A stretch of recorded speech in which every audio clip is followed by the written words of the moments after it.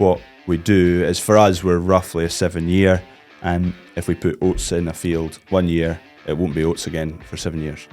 Who wants to be a smelly farmer? I was going to say, even I don't know how to become a farmer. I'm still working on it. Don't worry on it. Yes. Just as well I gave him an easy one. I've been Cammy. I've been Iona. And we are both Fed by Farmers. Hello and welcome to the Fed by Farmers podcast with me, Cammy Wilson. And me, Iona Murray. As always, thank you to our sponsors, Crystalyx and Animax Tracesure. I think it's just Animax, actually. I don't specifically Tracesure. I think they like to... Sometimes you add it in, sometimes you don't. Yeah, because they do the Easy Cow that we spoke about for Twin Lamb, although those Twin Lamb days are behind us. Some of the Cavan boys might still be using it right enough. Mm-hmm. But yeah, as always, thanks to them. You'll hear a bit more about them later in the podcast. Iona, where else could they support us in this endeavour? They could support us by dropping into their local Cars Billington store and buying a piece of Fed by Farmers clothing, or going online to fedbyfarmers.co.uk. It's good. You always feel like I've always feeling you're saying that like you think you're about to say something wrong. You feel I quite know on I edge. do. So we do the same thing all the time. I don't know what you're worried about. I don't know what it is. I think I'm quite tired. Yeah, just all the time. Just all the time. No, do you know what it is? I'm a morning person. I'm great in the morning. Like, I wake up early. I'm full of energy. So see, by the time it gets to this time in the day, I'm tired. Are you? Yeah. Well, you say you wake up early, but you don't come into 9 o'clock. What do you do? Do I? What do you do the half hour before from when you wake up to get in here? So what I'll do is I'll get up. I will more often than not go outside, get fresh air, because it's good for you. Gets your circadian rhythm going. You go for a walk in the morning? Yep. Right. Get fresh air. It's just circadian. I thought just the circadian rhythm was to do with the sun. Yes, so you're out getting sunlight. Okay. So I just don't shut the curtains. You should. That doesn't work. You need to be actually outside with the light. Apparently, it doesn't work through glass, and it should be within the first 15 minutes of waking up. Right. Is this a thing that it should be outside within 15 minutes? Yep. It's an effort. And surely you will. But what do you do in the morning when you wake up? I will go and I have at the moment, I usually have a bagel, but right now it was sourdough bread thing on offer. Oh, lovely. It's actually quite good, actually. I could see me falling into that. So I have sourdough and peanut butter and a coffee. Nice. Then I go out, but it usually takes me about half an hour. Right, okay. But it depends, I've seen me, lambing time, you're just straight out the door, so fair enough, you're getting it then. But interesting that, but we sleep with the curtains open. Right, okay. I do when I'm at the farm, but just not in the town, because I don't want folks Do you get street light? Yeah. Do you have street lighting? Yeah.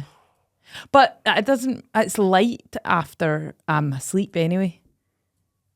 It's light until after I'm asleep at this time of year. Yeah, I see what you mean, sorry, aye. Yeah. No, that is the only issue for us, I suppose, is that it is a wee bit light at nights often, because I like to be in my bed for... Well, this time of year it gets pushed later and later all the time, because we're shearing tups to 8 o'clock the other night, so by the time you get the boys to bed and you get to bed, it's bloody 10:30, 11. So, but it's great for getting you up in the morning. Yeah. Like light through the window, like don't shut your it's curtains. Lovely. I love it. Get you up and going. See, sometimes as well, I think, especially recently, it maybe turns into a miserable day, but see, really early, it's been lovely. Yeah. So you feel like you're getting, and I like to feel like I've had a wee bit of my day before you're coming to work. Do you know? Walking around the block in Prestwick. No, the beach. Do you go to the beach? Yeah.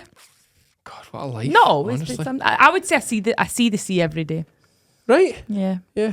To be fair, no, I suppose I don't, because they're too far away. You do live in Prestwick right enough, it's not that hard to see. No, it's literally like 200 metres. Yeah, but I'm pretty sure you see it from the road as you drive past the airport, do you not? Yeah, but I mean, like, I'm right at it. Yeah, okay. Oh, it doesn't work through glass. It doesn't count through glass. Again, I'm starting to understand this circadian rhythm thing. Right, let's introduce this week's guest. I think this is a Nonsense Friday I know, podcast. right, come on. Poor Crawford, he's getting delayed here. Yeah. Right, let's talk about Crawford Niven. Yes. Crawford is from Gloagburn Farm. Everybody knows Crawford. Crawford's Farm's YouTube. Smashing it. He's brilliant. Mm-hmm. Like, he's far better than anything I do. He's great. He's got all that sexy machinery. He's got cows now in a bloody incredible shed. Mm-hmm. Like, Jesus, it's a beast of a shed. They have a lot of people will know Gloagburn Farm Shop, and I don't know if you can call it a tea room. Maybe doesn't do it justice. Go on. Cafe, better. Restaurant. I like the way you say cafe. So the Gloagburn Cafe. is there as well, and just it's queued out the door every day of the week. It's a booming business he has. Yeah. Big time arable farmer up near Perth. So we'll get a bit of crack with him about arable farming and about social media. We'll get into it. Let's go. And here he is, Crawford Niven from Crawford's Farm. How are you, Crawford? I'm great. Thanks for having me. What I mean, we're going to talk about lots of things today. You're here as our arable representative. Okay, right. Is he our first arable farmer? Well, there's been people on it with doing a bit of arable, but not being their main. True, but then arable's not his main thing anymore. What is the main thing? Well, no, I would say arable is still the main No, I thing. know, but I'm just like, beef farming's his main thing now. Okay. Yeah, beef farming's his Is thing. it big into the beef farming? It's probably my favourite part of it. I wouldn't say that it's not the main crux of the farm, but it's the bit I enjoy the most. So we've been suckler cows. I finished uni 5 years ago, and 4 years ago we put on some cows. I've always fancied some suckler cows. So I got 20. Me and Dad went out and bought some. We went to buy 20 and we ended up with 3. But anyway, we ended up with 20 odd, and now we've just finished the shed and we're up to 80, 82 now, going for 100. And it's all to supply. We've got a farm shop, so it's going into the butchery Oh, amazing. for that. I know it's like most people in his position would be doing it to, help with the tax bill. But he's actually, because you've got your own butchery, it's like Well, it all ties in, doesn't it? win-win. It's great. But let's not jump too far Yeah. ahead. Let's start.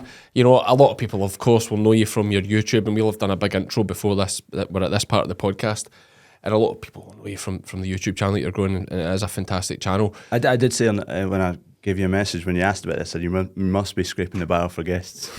Well, we're a bit desperate this week. And, So I've pitched up no, that's why you've not been on it before. Now I kept you up my Okay, sleeve yeah. for when we needed something. No, for a rainy day. No, I knew you'd be good, mate. But I know you're busy with your new shed and you're calving, and you're late coming here because you had a cow calved, Yeah. and then the way down the road you said your dad phoned. Yeah, I've not had any calves for 3 days, and then I was leaving at 11:30. Quick nip round the shed, check if there's any calves coming. And yeah, 2 feet were popping out. So I hung fire for that one. So that was 20 odd minutes and it was fine. And then halfway down the road, Dad phoned. He said, there's another one with some feet out, and it was coming backwards. So it was, anyway, Dad was there. So he sorted it out and it's alive and kicking. So we're good. Perfect. Shout out to Dad. But let's start right from, we like to start from the beginning, do we? Yes, we do. Where will we start That's my from? favourite bit. Where will we start from? Birth. Perth. In No, Perth. no. I birthed in Perth. Perth and Perth. Yep. So tell us your story. You lead them off. Iona, where do you want them to start from? Where's the farm? Where did you grow up? So we farm just 5 miles west of Perth. So my great-grandparents moved in there in 1924, so we're 100 years on the farm this year. So I'm 4th generation. Grew up there with 2 sisters, older brother as well. They're all older. And just kind of from there went to university for a few years. Didn't really know what I was going to be doing, whether I was going to be farming or whatnot. And then came out of uni and landed on the farm during COVID because I couldn't get a job elsewhere. Also, no one wanted me. And that was that. Now I'm a farmer full time. So what did you do at uni? Mechanical engineering. Right. So Okay. I was there for 5 years, did a master's. I wasn't going to go. When I finished school, I didn't want to go to university. I didn't want to. And Mum said, nah, you'll have to go. You've got nothing else to do. So off I went to uni, did my 5 years, still didn't know what I was going to do. But then because of applying to all these jobs, and I applied to like Galbraith to be a land agent, I got an interview there. Got marched out the door after 10 minutes of an awful interview. Was that? no. Yeah, it was like asking all these interview style questions, like why do you fit the role? And I hate waffling nonsense like that. So I was hopeless. You've been doing at that. fine so far on this podcast. Yeah. I should have. Yeah, maybe I'm a bit more practiced. Maybe I'd get a job now. But yeah, I landed at home, and after applying for these jobs, I was like, I don't want them. I don't want any of them. Yeah. I was like, this actually, I really quite enjoy being on the farm, and that was that. The rest is history. So at that point, how was the farm set up? So it was purely arable? Yeah, so we've always had, my grandpa, he had the Aberdeen Angus cows and he bred bulls. He actually sold quite a few out to Argentina. I was looking at that. Anyway, ignoring that. And then when Dad kind of took over, he moved the farm more towards arable, and there was the breeding, the Aberdeen Angus were gone from the farm, but he always had store cattle, so he'd buy in and fatten them through the winter. So we've always had them, and we used them for the butchery and the farm shop. And when did that start, the butchery and the farm shop? So the farm shop was 2003 it opened. So mum and dad opened that. My brother had free-range hens, sold eggs to school and sold them out the garage. And mum made jams and chutneys, and then mum wanted a wee shop. Oh, And it that's was just kinda- like the dream. That's a isn't great it? story. Yeah, it was all to kind of supplement. Mum and dad had bought a farm in 97, I think it was. And it was just a way of kind of diversifying and trying to make a few quid to pay off the mortgage and the bill for the farm. So that's where it came from. And yeah, it's just kind of grown arms and legs from then. And the butchery, it was 5 years ago now, a year before COVID, we opened the butchery. Most foragers don't supply sheep and cattle with enough cobalt, copper, iodine and selenium, critical to digestion, immunity, reproduction and growth. When it comes to supplementation, there's a danger of under or oversupply. But when bolusing with Animax Tracesure, you can be sure every animal has enough for up to 6 months in one single application. Animax, giving what it takes. And so with the butchery, how do you go about setting that up? What do you need to do? Well, we already sold our own meat. So it was just, I don't actually know where it was packaged, but I think it was maybe butchered down by the river down in Perth. So it was packaged there. So we were already selling our own beef. That it wasn't reared on farm, but it was store cattle we'd buy in, fatten up, put away. And then the next logical step was to open a butchery. So my brother kind of oversaw that project, and it was fairly, I wouldn't say easy, but it was a simple step because we had everything else in place. We already had the customers there. We were already producing the beef, but we were just not butchering it in-house. So we put in the chillers, the cabinet, the counter, whatever it was, to make that happen, and the staff members, the butchers, to do it. And since then, yeah, it's just, we're kind of lucky. We had a year, 12 months of setup and getting into the flow of things, and then COVID hit, and everyone was encouraged to shop locally, and it boomed the butchery. It was amazing. And then since then, it's just kind of gradually grown from that. That is so good. So during COVID, were you posting out meat and things, or were No, you so we've shut down? never posted anything. It's all Okay. just been. The shop would still be open during COVID. I Oh, take it. COVID, yeah, sorry. Oh, sorry. would Would you it? be one of those businesses you'd get away with it because you are selling food? You Yeah, could stay open. yeah. So the shop side of things was always open, Okay. and the cafe and the restaurant it closed. Yes, yeah. Oh, so there's a restaurant as well. Yeah, yeah. So it's probably half and half in terms of floor space, shop in terms of gift, butchery, deli, whatever, and then the other half is seating area for the restaurant cafe. Yeah, and the food, I mean, I've been 2 or 3 times now. One of the great things about always, whenever you go to visit Crawford, you get a lunch and usually do the whole thing. I'll get this, mate. He's like, oh, don't worry, I'll sort it. You know. I could see him getting up and stretching his wallet. Oh, it's like, I'll get it this time. No, you got it last 3 times. Knowing fine well it wasn't even in his pocket. I didn't have a Doesn't wallet. carry a wallet. No. So no, there's but the food and the produce is always fantastic.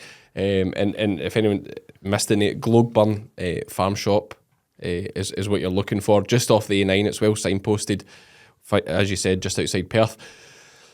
The cafe is obviously very good. It's one of those places, you can tell me if I'm wrong here, but like, you know, I've been like on a Tuesday. I think we came one time with landlord and we filmed on like a Tuesday afternoon, and it was like a queue to get a seat. Really? Just a random Tuesday, Yeah. just a queue. Like, it's just so popular, so busy. I take it you just have your regular, the same customers come at the same time every week. Do you have a lot of that?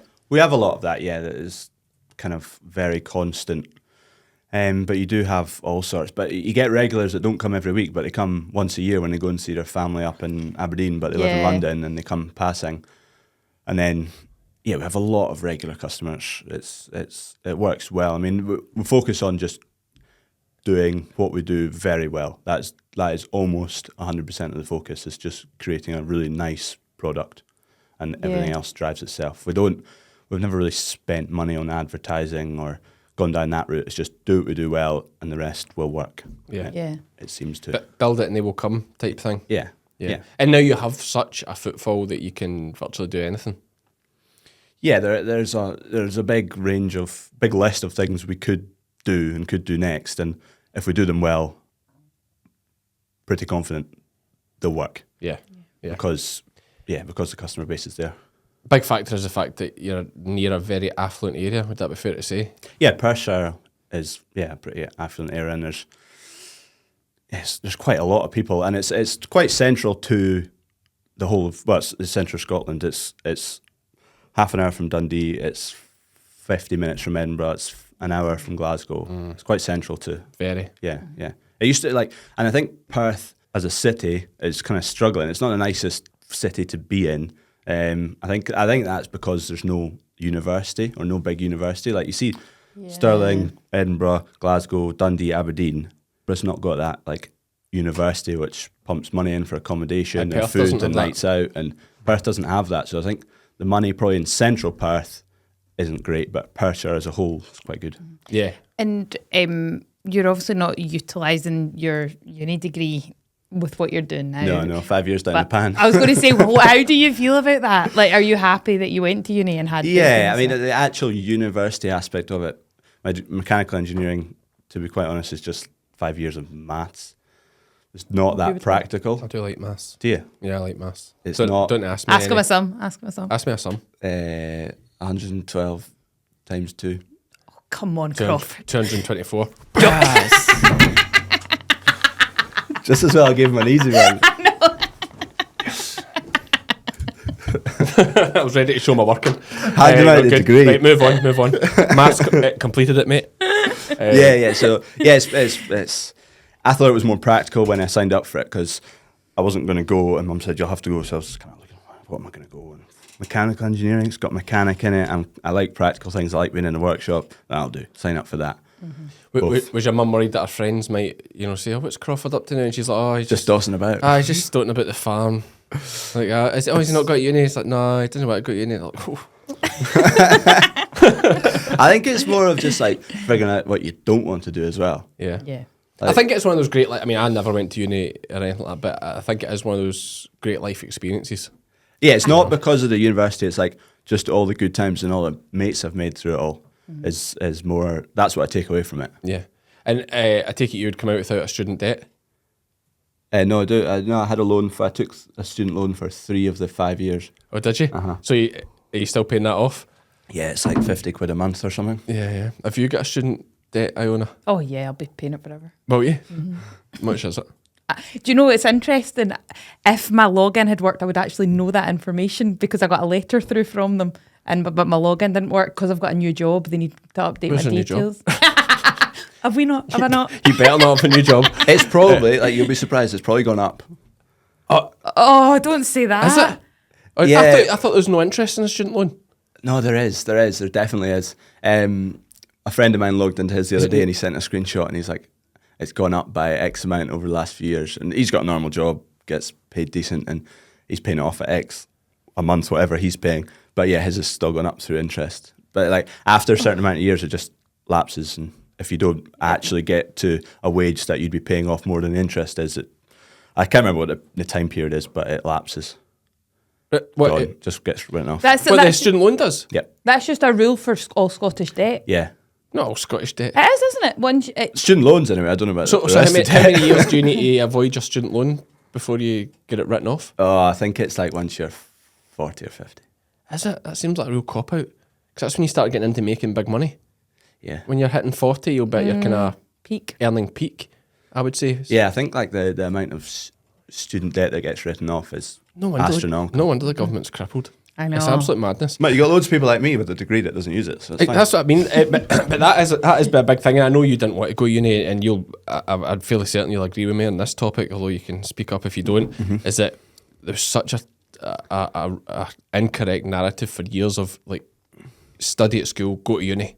Yeah, Go to yeah, uni. yeah. You want a good job, yeah. Go to uni. Oh yeah, for me, But- it wasn't even an option not going to uni. You spoke at about school, this, yeah. which is whereas, like I would say most of my friends that went to school that went and got a trade are doing, on average, far better than the ones that went and got some. Yeah, yeah. And work would as an accountant or whatever.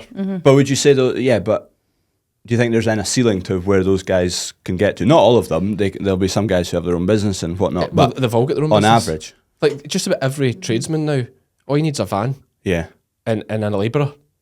Like there's such a demand for jobs. I mean, I've got a mate that's a plasterer, and like he'll go and quote jobs now, and he doesn't have time to do them. He'll just put in a stupid price because he doesn't have time to do them, and the folk still say yes. Yeah. And then he's got to do them at the Oh, weekends. yeah. Really? Trades are Yeah. absolutely booming, but if you look back 5-10 years, you would never have kind of Maybe seen you that couldn't coming. see that. No. Maybe not. Yeah, I accept that. Yeah, it was more, but yeah, I accept that. And also, university does have its place if you know what you want to do. But you I wouldn't But say I you think, need to, I think we should be subsidising the courses where we need people. Like, yes, like education for doctors, 100% free. You know, but maybe education for sports coaching, maybe a 50-50. But then you're limiting the demographic of people who get to go to university. That is a factor, but then you've also really got to want to do it. Because you can borrow that 50% at student loan rates.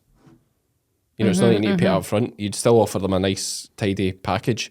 Similar to England. England, they have to pay their rates. It's only free Yeah. education. No. So it works fine in England. Like, why? Like Scotland, it's great, free education, or free higher education, or further education, maybe you call it, is great. On paper, sounds great, exciting, but for some courses, like, we could definitely tighten that up a bit. Or do we make it you're not allowed to go to university until you're 20? nah. Then you just You delay lose- when people yeah, have become, And you lose them they, totally.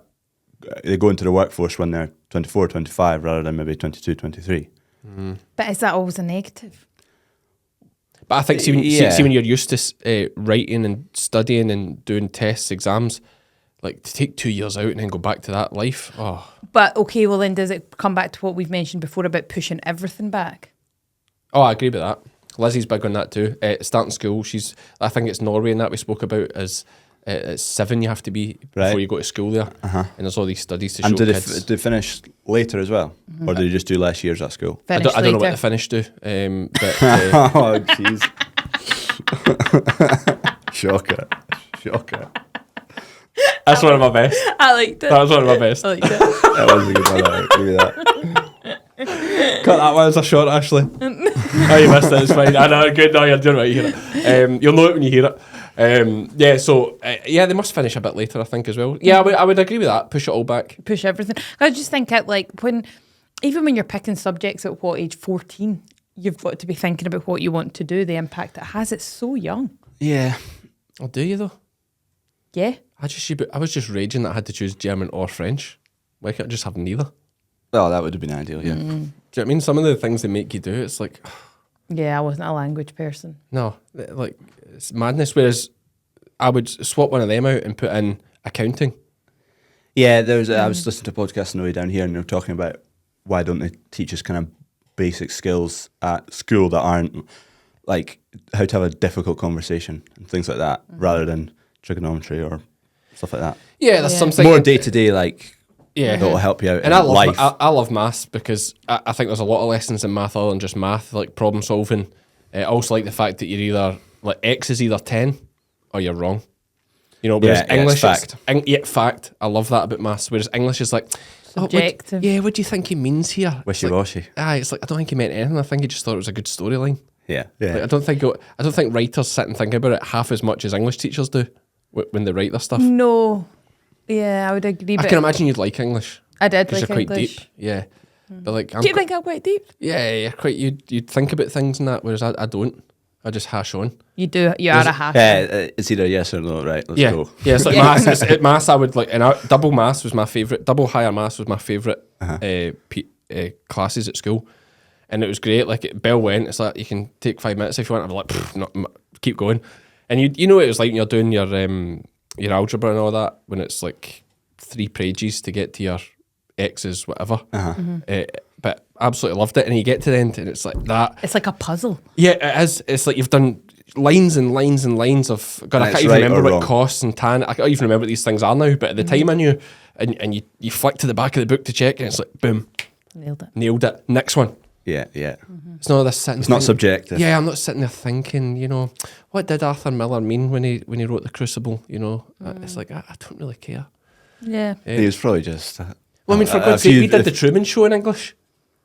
What The is Truman that? Show. It's a Jim Carrey film. You have to analyse what different aspects of it mean and all this, and it's like it's a Jim Carrey film about a Yeah. guy that doesn't know he's in a TV show. Weird. Aye, that's English. You can make any nonsense up. Yeah. But anyway, yeah, I'm a big believer. VAT, like Iona's will tell you, her knowledge in VAT is almost non-existent. Awful. So it's things like kids come out of school with no idea what VAT is. Yeah. Self-employment tax. Yeah, all these things. Yeah. It's But the reality is that the government don't really want you to be self-employed.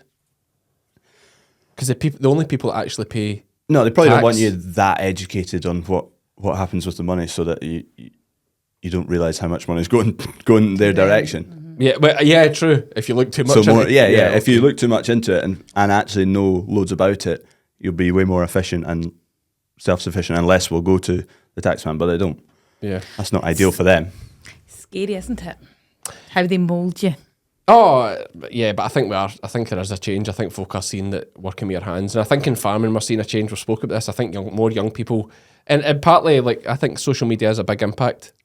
More young people are thinking farming's actually pretty cool. You know, let's farm rather than go and work in the city. I think there's a big swing towards that. Yeah, I don't know. It's such a big disconnect between the general public, and I don't know how it's closed. Cause if you look back, when Dad was young, when he was a boy on the farm, there'd be 10 people probably employed on the farm, and now we cover probably 4 times the amount of ground, and we've got 3 people. Yeah. And if all those people that used to work on the one farm, they all lived in the cottages, and all their kids went to the local schools. Yeah. So there was all these kids going to local schools that were involved with farming. So there was a lot of farming knowledge and information and just social things that were farming. And now you look, the houses are all filled with non-farming people whose kids don't have any involvement in the farm, and they're going to the local schools with no information or no knowledge about farming. So it's like, how do you... What Iona said before, that was a big factor with your school. I know we joke a lot about private school, but you went to Wellington, and there was no other farmers in your class. Was there any in your year? No. No. So, I mean, it's hard, like, when all your peer group are talking about going to uni, going to get... Teachers are talking about going to uni. Teachers are talking about it. Your parents probably talking about it as well. When everybody's pushing you a direction, Yeah. it's easy to go that direction. But that was something, again, at Dumfries House where I used to work. I did a course with teachers just to educate them on the careers available in the farming and rural sector, because that was another aspect of, you've got teachers who are, guidance counsellors and speaking to the students, and they have no idea about how to get into farming or all the viable careers that are available then. Yeah. It's How not does it just get to the like students? the kids that have no idea about the farming, it's the teachers have no idea either. Yeah, because even if a student did come and say, okay, I want to be a farmer, teachers, it's like, oh, I don't know. How you do that? Who wants to be a smelly farmer? I was going to say, even I don't know how to become a farmer. I'm still working on it. Don't worry. Anna. Let's talk about, you touched about you're covering an area 4 times the size. How big an area are you farming now? Probably about 1,300 acres. It's nearly as much as me, mate. Good effort. 1,000 acres we put into cereals ourselves. Let out about 100 acres for potatoes, peas, carrots, just for rotation, and then the other 200 acres is grassland. Yeah, so that's one of these. It's one of these guys that, because the peas is quite a specific, and the potatoes actually is quite a nation specific thing, specific equipment, specific knowledge. They just get a different 100 acres of your farm each year to help with the rotation for the soils. Yeah, so potatoes we'll probably call it 50 acres a year. It varies, but yeah, they get a different field every year. Do they work a 7-year rotation or something like that? So yeah, whatever. They like free draining soils, nothing too heavy. So whatever we can offer them, and it helps our rotation as well. And just explain what you mean by that. So the rotation of crops. So you don't like to have the same crop in a field year on year, because it soaks up the same nutrition, can promote resistance to diseases and things like that. So what we do is, for us, we're roughly a 7-year. And if we put oats in a field 1 year, it won't be oats again for 7 years. Mm-hmm. And we put various different crops, including break crops or other people's crops, which are potatoes, peas, carrots. There's actually broccoli going in this year, which we've not done before. Right, interesting. I remember someone brought lambs. What happened again? Was it so wet they couldn't get the broccoli off, or was it because of COVID they couldn't get the broccoli off and they ended up finishing lambs on it, on broccoli? Really? And it How did they finish? Really well. Yeah, But yeah. obviously it's too bloody good, and broccoli's too expensive to be putting. Well, even at the lambs being as strong as they are, it's still far too expensive. But no, that's interesting. 7-year rotation seems a fair bit of managing with prices of stuff, where's your profit? It's the last. What's the big money? This year's it varies. For quite a few years, oilseed rape was really probably our most profitable crop. The last two probably not really been there as much. But I mean, in general, in cereal farming in Scotland, this year not so much. But the last maybe 2-3 years have been good. Been good for, I would say, should be all cereal farmers in Scotland. So I don't know what this year or last year the most profitable crop would be, but before that there was a lot of oilseed rape that was doing well. And if you can get it established, which is the hardest thing, because it really gets nailed by slugs, gets nailed by pigeons. Flea beetle is a big thing, especially down south. That's really affecting the job down south now. Yeah, it's massive, and it's becoming more pressure this year. Although we've not had more pressure up in Scotland. Although this year we've had hardly any flea beetle pressure, which is great. So that it should be good because we've got good crops of it this year. But it's the prices are so volatile right now with cereals and oilseed rape and whatnot. It's hard to know what's going to happen or where it's going. It's everything's kind of at a rock bottom over the last 2 years at the moment. So where it goes, I don't know. Hopefully that way. Would you stick to your 7-year rotation even if like oilseed rape was like gold? Yeah, I mean we're not. But then by the time you know it's gold, everything's Good point. You've done it. Yeah. But then if it's gold preemptively. this year, you might think, well, it's worth putting more in next year. It's absolute gold now. All the forecasts are saying it's gold. Yes, by gold, anyone wondering by gold, I mean yes, I know, actual but gold. Yes, I know, but then that's the same for all the crops we grow. One year they might be good, the next year they might not be. So just averaging out across the board, to what you do. Just keep going. But it's not bang on like this must be in this crop this year. Sometimes we have another field after wheat. Just depends on what we need to grow because we grow quite a lot of seed crops. So we need to grow a certain amount of acreage of seed crops a year. So that kind of dictates what else we grow. Well, explain what a seed crop is. So a seed crop, so it's a crop that we sow. It's harvested. It then goes to a seed merchant who treats it, and then it's sown again. So that's what a seed crop is. It's once it's harvested, it's sown in the ground again. So we take it at it's called C1, certified. I don't know what C1 is. The type of seed it is. It gets planted, and once it's harvested, it's classed as C2 seed, and then it can be sown again. And once it's harvested again, it's then a feed crop. It's a malting crop. It's whatever it may be. Okay. Right, okay. And I basically know nothing about arable. Neither do I. How does it work in terms of selling your crop? Like, do you have a contract with somebody? Does it always go? Yeah, so there's various different ways you can do it. You can sell like 2 years in advance. There's prices now for 2 years in advance. We never really do that. We do a bit on contract. All our seed is on contract. Okay. But Dad's dealt with the same merchant for the last 30, 40 years, and it's just he turns up. Once it's harvested and in the shed, he turns up and they hash out a price and shake a hand, and that's it. There's no official contract. But beyond the seed, the likes of malting and feed, we do put some away for contract. It's just based on the price and how we feel at the time. If we think prices are good right now relative to where they might be at harvest, we'll sign a contract now for X amount of loads. We never generally sell it all. Maybe we end up with contracts for 50% of what we're doing, and then the rest just gradually throughout the year we'll sell a couple of loads. So how are prices worked out? Is it blanket? It's global. It's on a global trade system. Okay. So it's the seed works. The seed basically gets a premium off of the feed prices. So say barley is £160 right now for feed. There'll be a premium on top of that. For malting, you're maybe £20 a tonne premium, and seed, you're maybe a wee bit more than that. So everything's worked off of that baseline of a feed price, a global feed price. And it's the same for wheat. And one big thing with cereals as a commodity, it's an easily transported product. You can ship it from all around the world. So that's why it can work off a global amount, because if one place is short of it, you can go elsewhere. if they're charging too much, you go elsewhere. Whereas it's massively different with Livestock. with meat.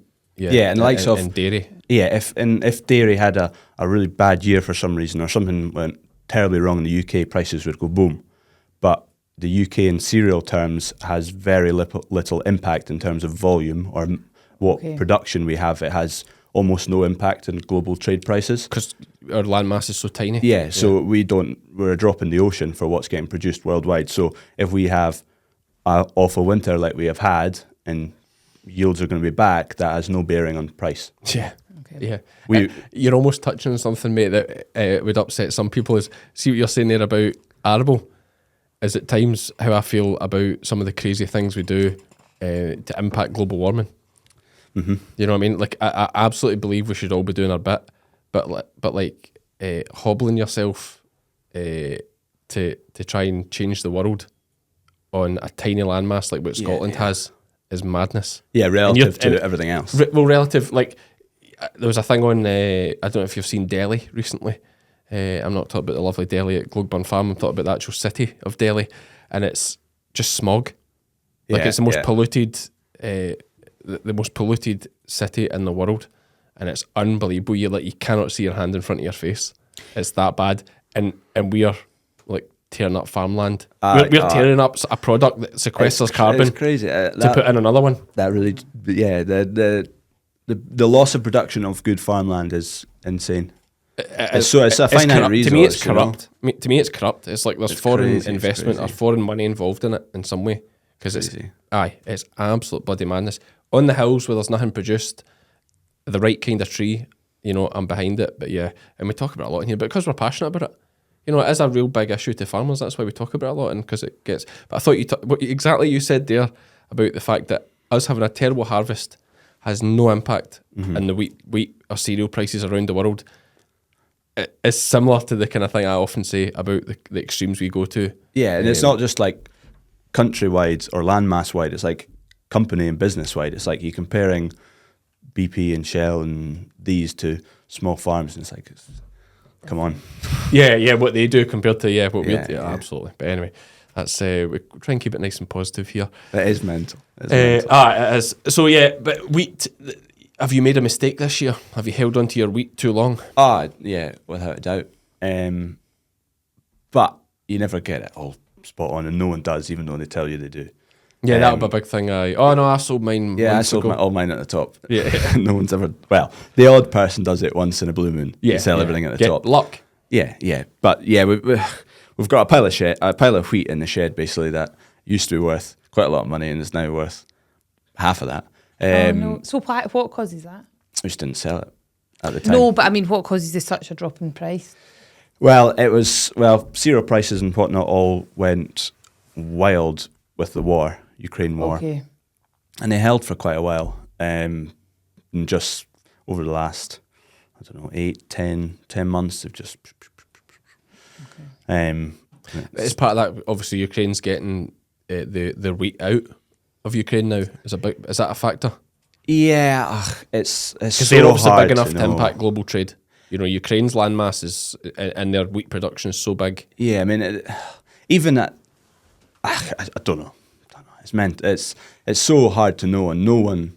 I don't know if anyone really knows. It's like yesterday it was up a $5. It's like the oil prices. Nobody really knows why. Yeah. Like fuel goes up and down a few pence. Everyone speculates, and there can be obvious reasons, or they look obvious that it should go that way, and then boom, it goes the other way. Mm-hmm. Why has that happened?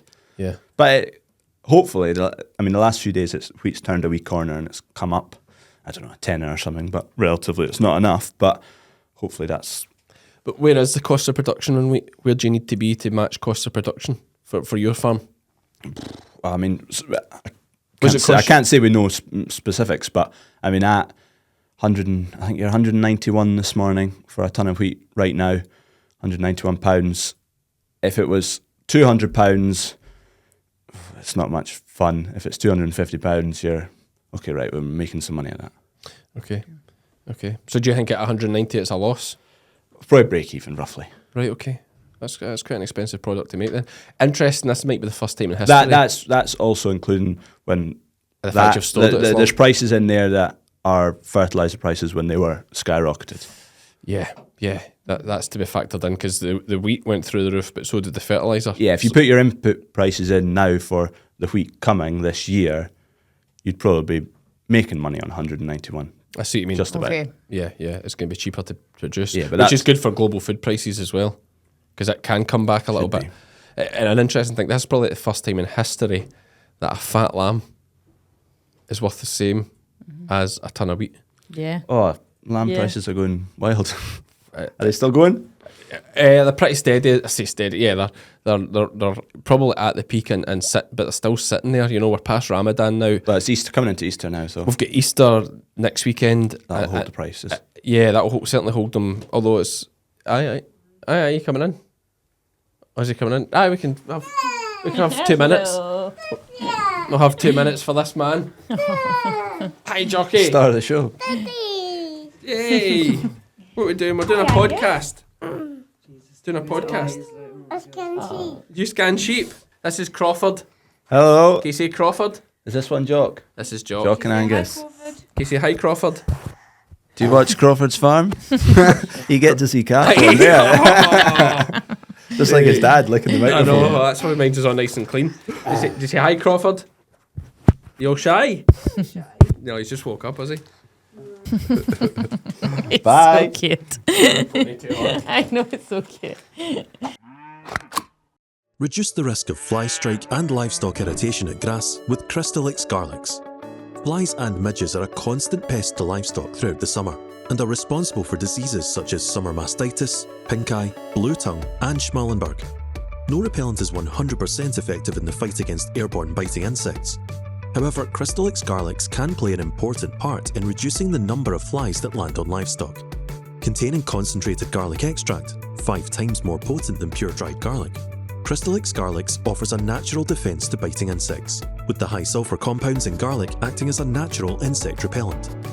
With a full complement of vitamins, minerals, and trace elements, Crystalyx garlics balances the known deficiencies in forage while stimulating the rumen for enhanced animal performance. Make the switch this summer to research-proven Crystalyx garlics. And we're back. So before we got rudely interrupted. Cutely interrupted. Very cutely It's interrupted. so cute. Yeah, I know. Dad's here. Love that. And even the wee ponytail's lovely as well. We're talking about lamb prices matching wheat. Yeah, lamb's strong Yeah, very, very. just now. But, you know, I'm an optimist. I think it's probably hopefully going to hold up there for quite a while. Just, again, supply and demand. Yeah, but and it maybe it doesn't need to be at that high, No, but it it needs doesn't. to be. Yeah. It needs to be up there to make things. Well, I spoke Worthwhile. about this in a previous podcast that someone said a great line. It's like, if you want farmers to be green, they can't be in the red. Yeah, yeah. So, like, if you want farmers to invest in more efficient equipment, improving soils and the land, they have to make money to spend on these things that, Yeah. you know, Yeah. a lot of farmers won't see it as essential to the business. No, yeah. But If you've got, it's if you- essential if- to the future. yeah, if you're weighing up whether the farm's going to make money versus going and doing all these green credential things, so that. We need to survive. Yeah. Yeah. That comes first and foremost every day of the week. Yep. So, I think it can only be a good thing. Also, there's always a worry about subsidies, you know, and we're probably getting to the point, maybe not quite there yet, but we're getting to the point where if lambs could be as strong and our inputs stay relatively close to where they are, I mean, some of them have crept back, as you've touched on there, we could get to the point where it's possible. But like, it's a dream to think we could do without subsidies at the way lamb prices were. And beef and dairy. But do you not also think that what could happen is if those prices sustain and things are going well, they're then going to see, oh, well, you're not needing the subsidy, scrap that. Prices fall a wee bit and you're back to square one and probably maybe worse off than where you were before. Yeah, if they got rid of subs, you've no safety net, you mean? Well, not no safety net, but if prices remain and across the board farmers all do well, they then say, right, you're not needing subsidies anymore, done, which they're phasing them out anyway, but they scrap all the subsidies and give it another 12 months and things start to go back to where they were in terms of commodity prices are up. The sale price drops back to normal levels.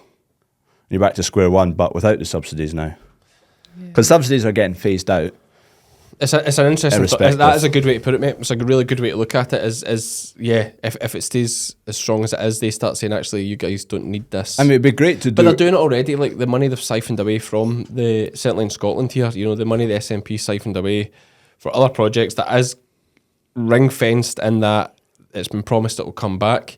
But as I've touched on in the previous podcast, what they'll probably do is, as I say, if they plan the budget to be 100 million, what they'll do is they'll tell you the budget's 70 million. And we'll give you 30 million back of the 60 million they owe you. But actually, it was always going to be 100 million. Yeah. That's the way they'll do it. Like, maybe I'm being cynical, but that's what I think will happen. I don't think we'll actually see the benefit of the money that was taken out of the pot come back. No. And then that's them starting this, this slow slide into dropping them constantly to see where the tipping point is. Like to test us out, maybe to see where the tipping point is. Subsidies don't help me. See, I'm in an awkward position compared to you. You have 1,300. How much is owned? How much is... Call it half. So half is owned, so at least half is claimed. Probably, maybe all of it claimed, is it? Mm-hmm. Aye, so all of it's claimed. Mm-hmm. So it's a massive part of your business because the rent you pay in the other half is factored into the subs that you're claiming on it. Massive part of your business.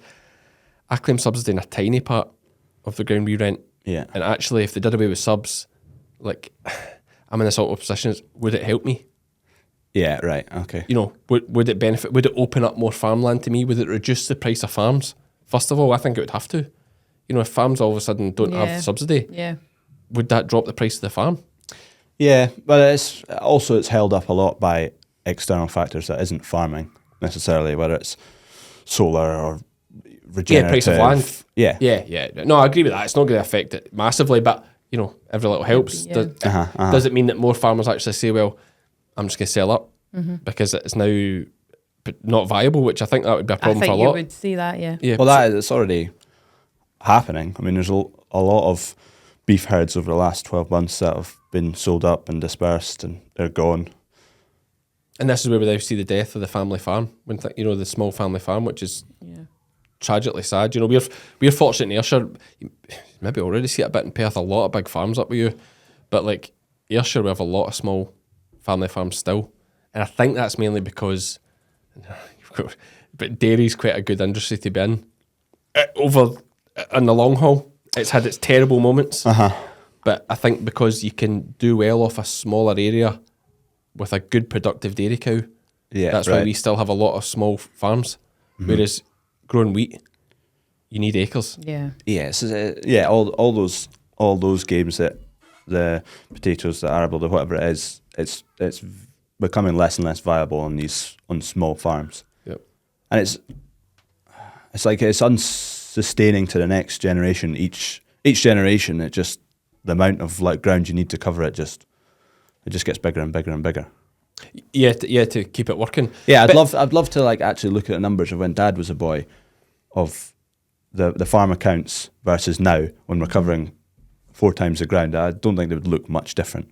You'll not factor the shop into that? No. Well, it has allowed us to get to that 4 times the size. Of course, massive factor, yeah. But do you not also think that farms in general, the ability to grow really is quite dependent on setting up external things, whether it's farm shop, whether it's selling up bits for houses. It's very hard to grow within farming. I mean, we're talking about trying to make it work without subsidies. It's like trying to make it work and also have enough money to boost the business and push forward. That's very even with hard. the subsidies is hard. Without diversification. No, you're absolutely right. Like I'm just playing devil's advocate there. That, it's awkward for me to be saying like protect the subsidies when actually it might actually help me. I'm on the other side of the fence. I am totally just playing devil's advocate there. I know it'll upset some people, but you've got to discuss both sides of that's it. The It's coin an open every time. discussion. But it's an interesting one. Now, obviously, arable's your thing, but you're also a big time YouTuber now as well. Medium to small time, but You've trying to get a big. We all are. But in the grand scheme of YouTube, we all are. But no, fantastic following. It's just good content, mate. That is good content. When did you start that? 3 years in April. 3 years in April started, yeah. And how many subscribers are you at now? Just about 25,000, I think. Yeah. One thing with farming, YouTube's not a lot of them have YouTube accounts and subscribe, so actually your views are better than your subscriber numbers would suggest. Yeah, I mean, everyone looks at subscribers. How many subscribers you got? It's nothing. It's nothing means to do with nothing. it. Absolutely. It's how many people are actually interested in watching. Yep. What made you want to get started? I get asked this all the time. I don't really have a good answer. I should come up with something good, but I don't know. I just fancy trying it, and that was that. Everybody says you're really shy at school, and they couldn't believe you started a YouTube channel. Who said that? Fraser. Fraser. I wasn't at school with him or at uni. Right. Yeah. It wasn't him. It wasn't him that told me. Oh, right. No, it wasn't. It was a fella working at Fort TV Sandy. Sandy. You went to school with him? Yeah, I went to school with him. Yeah, okay, Sandy. yeah. He was a year below me. Yeah. There we go. I said you're quite shy at school. No? Yeah, probably not. Yeah, somewhere in the middle. I wouldn't say I was shy. I wouldn't say I was exuberant. Is that the right word? Like an extrovert. Yeah, just somewhere in the middle. Just dotting about. Okay. What were you like at school? Were you Yeah, I was extrovert? Yeah, very. Right. Yeah. I was just loud and like people have said in this. I talk Makes over. sense. Yeah, exactly. Like I interrupt people all the time. I want to talk all the time. That was just me at school. Were Yeah. you mischievous? Like, did you get up to no good? Oh, depends how you look at it. But like, I was in trouble all the time in class for talking. Yeah, but All the just time. for talking. Most of my classes I sat by myself. It was Spanish for me. There's probably three of us. Every lesson would get turfed out and had to do lines. yeah. He just kind of messed with the teacher. He'd come in, he always listened to classical radio, and if he wasn't in the classroom yet, he'd change over to Radio 1 and he'd hide his specs. And No, I was never a bully like Crawford. I was just a good bit of crack. Yeah, like I'm honestly the nostalgia I have for school, like best days of my life. Did you love school? Oh, best days. Like I would just be 14, 15, 16 forever. Like Peter Really? Pan. Oh, Looking back, I it would was do like anything. so funny. Oh. He just like messed around all day, every day. Absolutely. We had a great group because like most of my pals all played rugby, and like rugby was the kind of main sport in my year growing up. So like we're all mates together for the rugby club, and just it was just great. Yeah. A lot of hijinks. But anyway, then don't start greeting thinking about it. Back to the YouTube. So you're growing strong, as you said. It's all about views. It isn't actually about subscribers. It means absolutely nothing. Yeah. You have a good steady following, really popular in Scotland and further afield as well. Opening up some doors for you. Yeah, definitely. It's now probably in the last 8 to 10 months. It's now got to a stage where it's worth the time. Yeah. And like you know yourself, obviously, it doesn't take more time for the more views. Like as it grows, you're almost you put a bit more time into it, but relatively, as the views grow, you're putting the same amount of time into producing a video roughly. So it should, if it keeps going as it is, be well worth the time. That's the plan anyway. But it's unintentionally, it's got a really good kind of spin-off with the farm shop. Yeah. Accidentally. Right. Because when I started, I didn't really appreciate that side of it. But a lot of people, it's a backhanded compliment, but they're quite nosy. People are nosy, inherently nosy. So when I'm showing off the farm and what's happening, and then we've got a farm shop there, they can kind of come to the farm shop and have a wee nosy and have a look about. And it gets people out to the farm shop and they have a look around, and I promote the beef side of things for the butchery. So it's been really quite beneficial for that. And I think I'm about 18% Irish audience. And a lot of these Irish farmers that come to Scotland on their holidays. Yeah.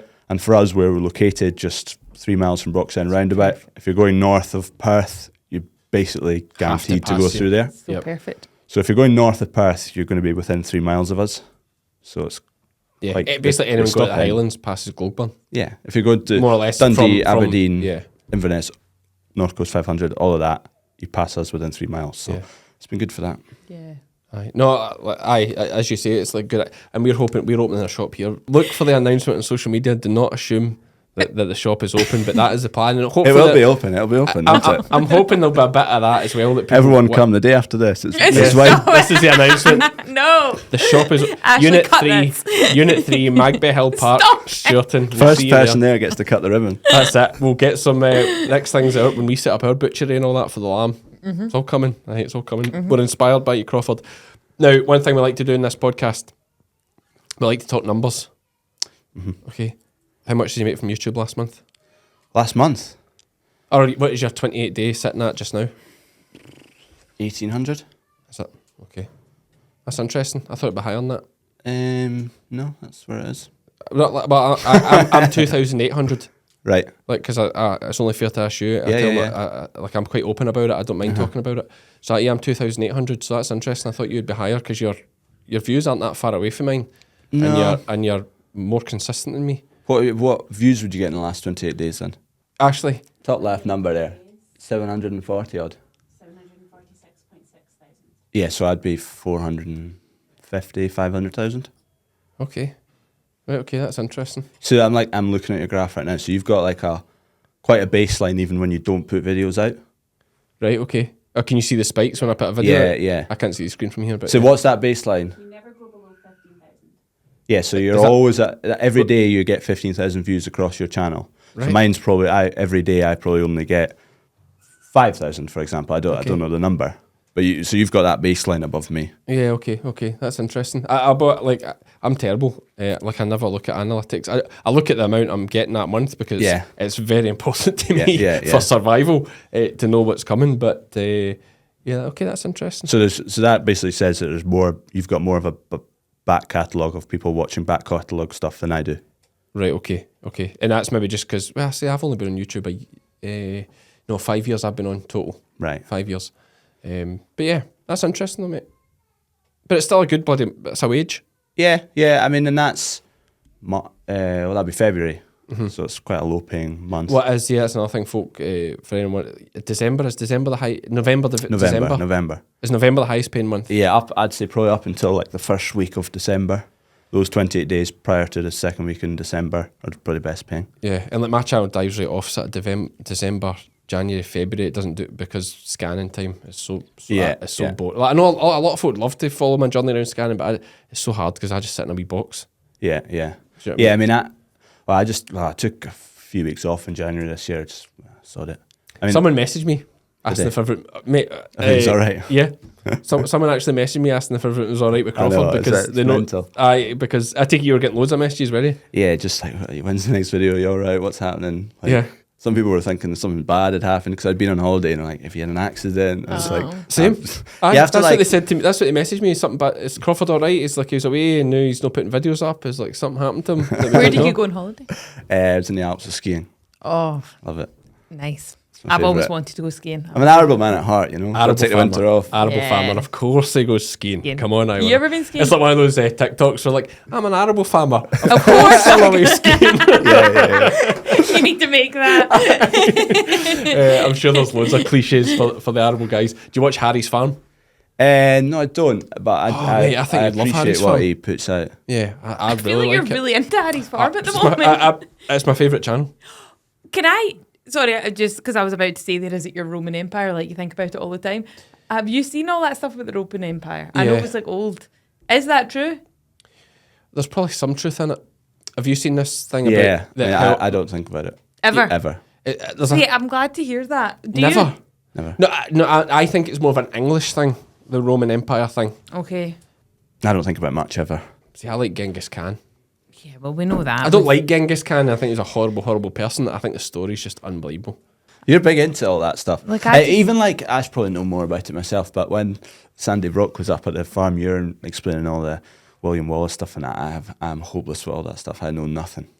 Yeah, and you can, I was going to say you could see the Wallace Monument, but you can't really see it, but it's not, you'll pass it constantly. You pass it in the way here. But yeah, well, I just like all that kind of stuff. What are the plans for the future? Oh, gee, I don't know. Just keep. There isn't any major plans. Just keep plodding away, day by day. Just keep adding a bit and doing what we can. And we want to probably expand. We just finished a new cattle shed, so that project's just about complete. And the next thing probably we need to renew. We've got free range hens. We've got 4,500 split between two sheds, so they need renewed. It's not that easy to do because numbers 4,500 hens relative to guys who are producing eggs is peanuts. Yeah. So you can't get sheds that size to do those numbers off the shelf. So we either need to have something custom designed, which means money, or we up the numbers massively to where big producers are. So you can get a shed off shelf and do it that way. But we're looking for constant supply all year round for the farm shop. Basically, half our eggs are in the shop used for baking and sold, and the other half get delivered locally. So we need a constant supply all year round. So getting one big shed doesn't really work because hens are in for 13 months and then they're out. So you go from this production to nothing. So we need to figure that out. That's the next thing for the farm anyway. Could you see yourself going the route of phoning like Mr. Campbell or one of these lads and saying, let's get in bed with you and put a big shed up, tie in? Yeah, it's an option. It's an option. We've not actually really looked into it much at all. We need to. Maybe in the next few months we'll look at it. So that's the next big thing. Your cattle shed, we'll get some shots. Anyone watching the YouTube, it's a beast. It's an absolute beast. It's good. It's great. Very tidy looking shed. I mean, looking for the next X amount of years, however long the lifespan of the shed is, it totally makes sense. People are coming out of beef. We're kind of going the opposite direction. We're producing everything on farm there to carry through to the butchery. So it weighs up the cost versus what the reward is. Yeah, well, it's such a sure bet for you because you sell the end produce yourself. Yeah, it's going from it's born on farm and it's quite often consumed on farm. That's just perfect. And where it is, it's not at the farm where the shop is. It's 3 miles along the road at a different farm. So it's where it is. The shed's there. We've got grassland which isn't suitable for arable, so perfect for these cattle. We've got arable round about the farm, so there's the barley that they all eat. We grow oilseed rape. That's pressed locally for oil, and the byproduct really high in protein, so that's the protein source. They're then bedded on the barley straw. They're reared on that farm. All going normally. All these cattle will go in a trailer once in their life. The ones that are born to the abattoir, and that's it. They'll never be in a trailer. Where is the abattoir near you? Oh, it's Scott Paisley, Beef. yeah. Paisley? John Scott. Oh, it goes to John Scott, okay. Yeah, it's a bit of a trek, but we get better quality out there. They hang it well. Okay. They're easy to deal with. Shout out John Scott. Yeah. Shout out to us. Open one up this road, up Perth. Yeah, so it totally makes sense. Yeah. That's where we're going. We just need to, now we're producing enough to oversupply the butchery. Now we focus on push the butchery, keep it going to match that supply. Okay. Yeah. No, listen, booming business. Anyone that's passing, as we said, Gloagburn Farm shop, drop in and see Crawford and the team. You might not see him. He could be busy somewhere in a tractor or with his beef cows that he loves. Check out his YouTube channel as well, which is Thank you. Crawford's Farm. Crawford's Farm. I always get that mixed up, mate. Everyone does. It doesn't bother I know I me. always say Crawford. Either way, the Farms. Crawford's Farm, Crawford Farms. You know, you see, Yeah, it's a slight as if he farms. yeah, it's a subtle difference. Doesn't matter. No. A lot of people think that's my second name. Well, it is a second name as well. Yeah, technically, yeah. Yeah, so Sandy thought that was really confused because she thought that was your second name. Yeah. And it would just called you that as a nickname. Like, it's like, how folk, basically anyone called Stephen generally gets called by their second name. Yeah, Because there's so many Stephens. Well, when you said Crawford's Farm was coming in, I thought you meant, as in that was the name of the farm. Because you know, like with other people, you'll say That'd the be like farm saying name. Gloagburn's coming in. Yeah, Okay, Yeah, okay. I thought Right, that's what you meant. Yeah, a lot of people think that's the farm name, and they ask me what my name is. Yeah, it's Crawford Niven. Yep. There we go. That's the Okay, name. so check him out on YouTube. Fantastic channel. Thanks, mate. I appreciate you coming all the way down the road. No problem. And we'll get you kitted out with some Fed by Farmer stuff before you go. Lucky me. Cheers, mate. That was Crawford. Pretty straightforward. It's good talking to him. Like, it's good to get into the figures of YouTube. Like, Yeah. I'm open about mine. Like, I don't mind talking about mine. It's nice that he was open enough to talk Yeah. about his as Yeah, well. you've Because got I think a lot of people, some people must think it's like fortunes you're making, but YouTube's... I think it's really hard because I think for a lot of people, they truly have no idea Yeah. whatsoever. Well, if you're in any doubt, just look at me driving about in my Suzuki Vitara, 19 years old, and you'll see what the reality is, unless you're doing cow's feet. I might get into that someday. Anyway, thanks to Crawford for coming down. Do check out his YouTube channel, Crawford's Farm. Crawford's I always get that mixed up. Crawford's Farm. It's just before the big roundabout of Perth, or near the big roundabout of Perth, Gloagburn, that's signposted off the A9. I'm going to say A9. It's on the one bloody road up past Stirling. Say with confidence. Yeah, stop in and see the shop and the cafe. It's lovely. Anyway, that's us for this week. I have been Cammy. I have been Iona. And we are both fed by farmers.